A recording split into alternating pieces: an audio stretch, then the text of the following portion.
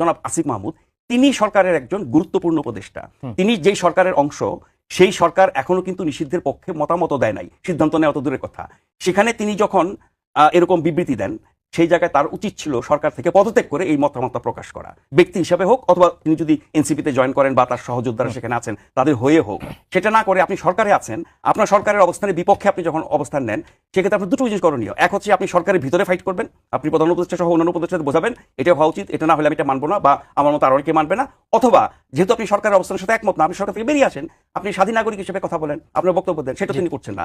আর যে বৈঠকটি নিয়ে হাসনাত আব্দুল্লাহ স্ট্যাটাস দিলেন, যেটি নিয়ে এত কিছু হচ্ছে, সেই বৈঠকে যে আলোচনা হয়েছে হাসনাত আব্দুল্লাহর বক্তব্য এবং তার বরাতে আমরা সেনাবাহিনীর যে বক্তব্য শুনলাম, সেটা নিয়ে আপনি বিতর্ক করতে পারেন কোনটা ঠিক কোনটা বেঠিক, উচিত হবে কি অনুচিত হবে, কিন্তু এটা ধরে নেওয়া যায় এবং আমরা বুঝতেও পারি এটা একটা কনফিডেন্সিয়াল ব্যাপার ছিল।